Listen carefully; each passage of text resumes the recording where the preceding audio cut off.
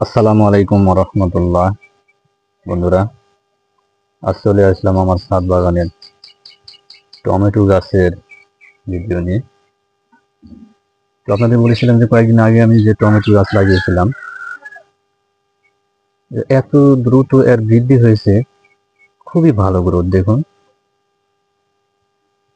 খুবই ভালো। এত তাড়াতাড়ি এরা বেড়ে উঠেছে, তা আপনি না দেখলে কল্পনা করতে পারবেন না যে এত দ্রুত এই গাছগুলো বেড়ে উঠেছে। দেখুন, এবার সারি করে লাগিয়েছি, মাশাল্লাহ, খুবই সুন্দর গ্রোথ। অতি দ্রুত ফুল ফল চলে এসেছে, অতি দ্রুত।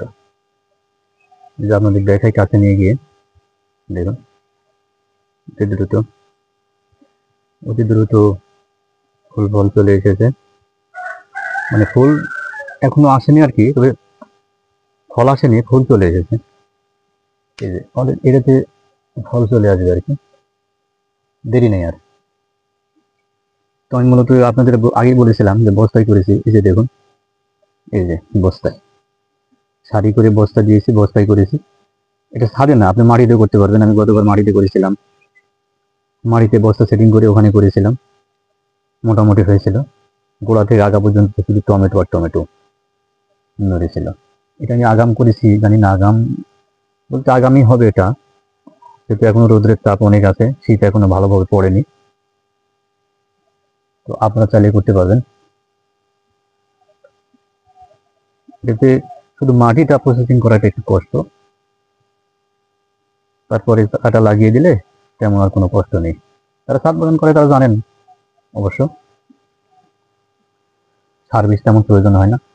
ফুল পচা পানি গোড়াতে দিলেই গাছে গ্রোথ চলে আসে এবং দ্রুত ফল ফল চলে আসে।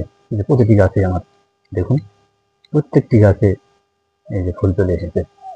আশা করি আর 10 থেকে 15 দিনের মধ্যেই আমি ফল পাবো।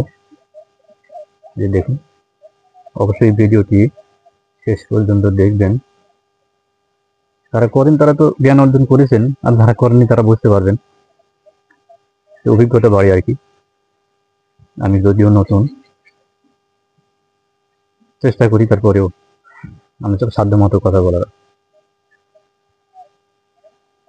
তো বন্ধুরা, কেমন লাগলো অবশ্যই জানাবেন। কারণ শীতকালীন ফল আমার খুব ভালো লাগে আর কি। সবজি, শাকসবজি, এই শখের বশে করা, পরিবারের চাহিদাও মেটে। এর আগে আমার